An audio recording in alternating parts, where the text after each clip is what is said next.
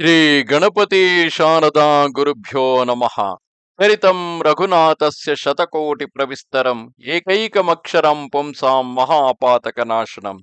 Welcome to all for this session on Sri Rama Charitha Manasa. Now, all the preparations have been started for the marriage of Shiva and Parvati, with Himavan accepting the proposal of Devas and Shiva accepting their interest in getting married to Girija. Now, the preparations have started. All the gods began to adorn their vehicles and aerial cars of various kinds. Happy and auspicious omens were visible, and celestial damsels sang for joy. The attendants of Shambhu began to adorn their lord. His matted locks were formed into crown and decked with a crest of serpents. He had serpents for his earrings and bracelets, smeared his person with ashes, and wrapped a lion's skin round his loins.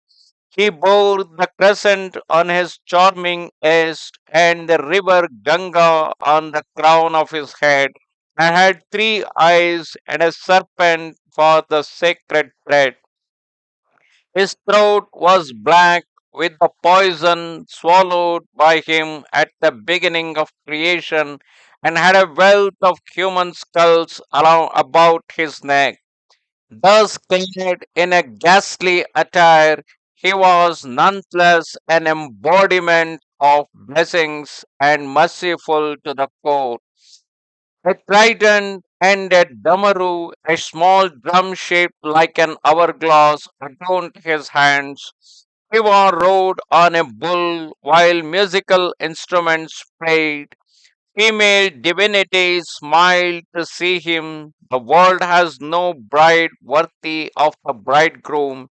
They said to one another, Vishnu, Brahma, and hosts of other gods joined the bridegroom's procession and rode on their respective vehicles.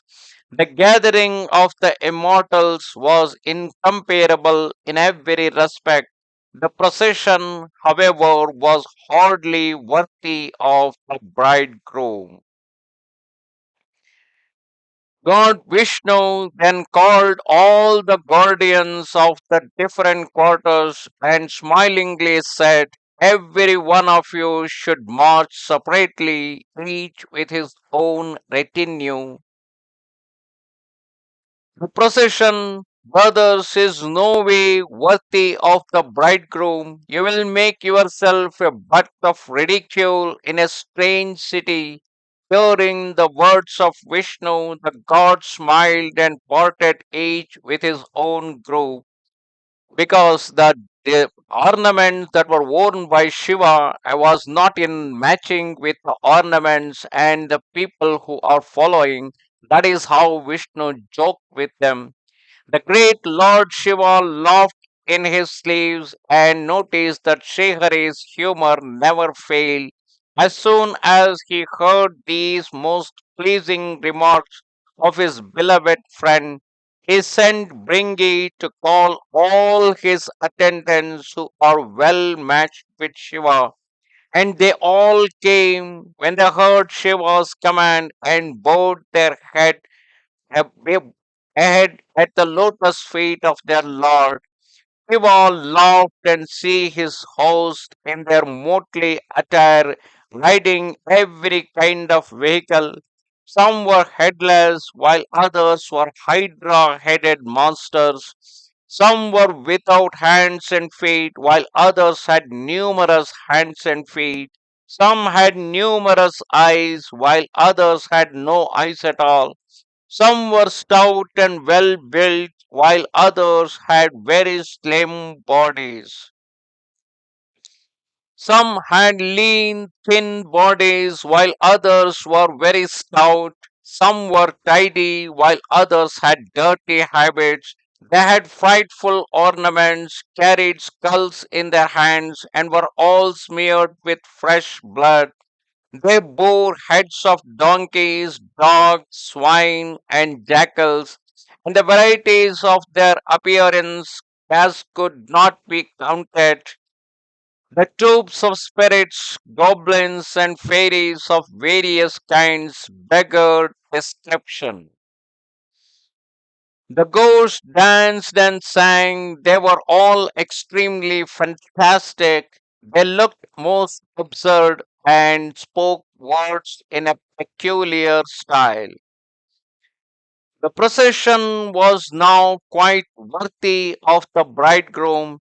Processionists indulged in gaieties of various kinds as they went along. On the other side, Himachala erected a most wonderful pavilion which beggared description.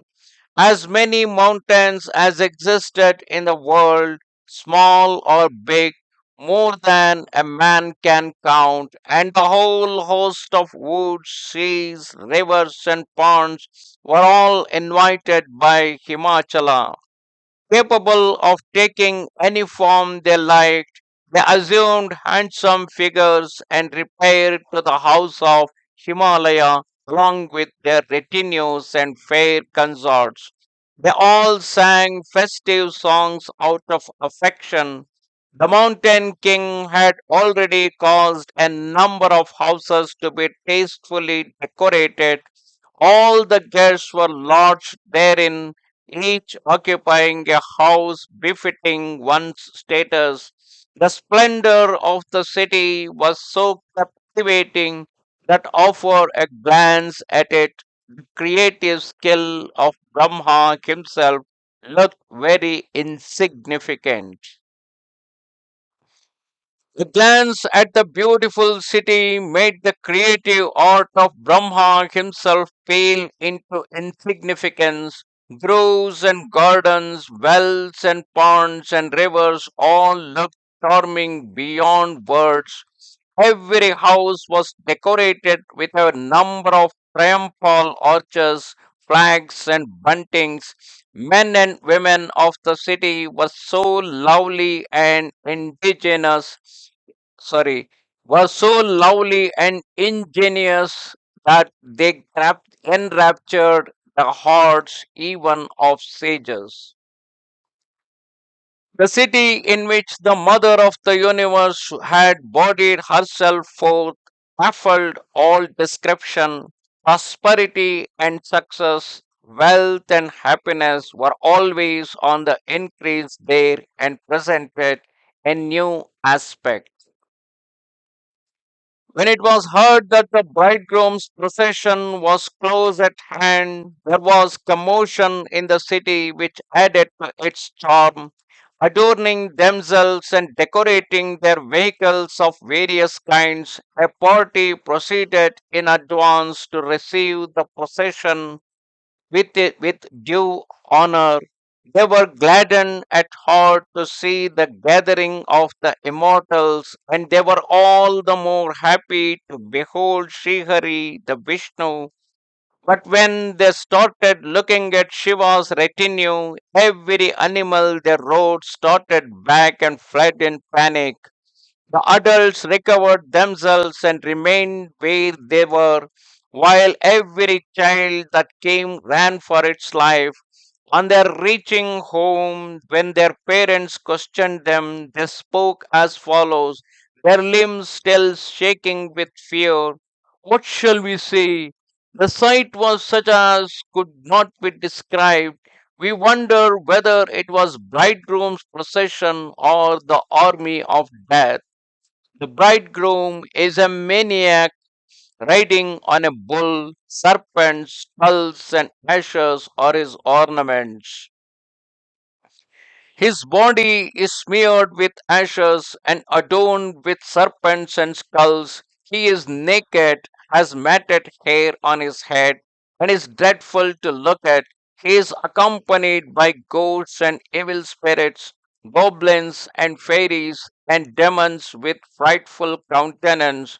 He who survives on seeing the marriage procession is a man of great luck indeed, and he alone will witness the wedding of Uma. These were the words uttered by the children from house to house. The parents smiled, for they knew that the children were talking of Shiva's retinue. They reassured the children in many ways and said, "Be not afraid, there is no cause for fear."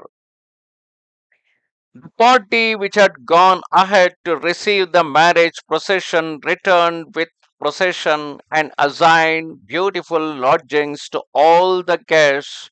Maina or Mena, the Parvati's mother, and kindled auspicious lights for waving round the bridegroom, and the women accompanying her sang melodious songs of rejoicing. A salver of good gold adorned Mena's fair hands, and she proceeded to welcome Lord Hara with great delight. The women were seized with excessive fear when they saw Rudra or Shiva in frightful countenance.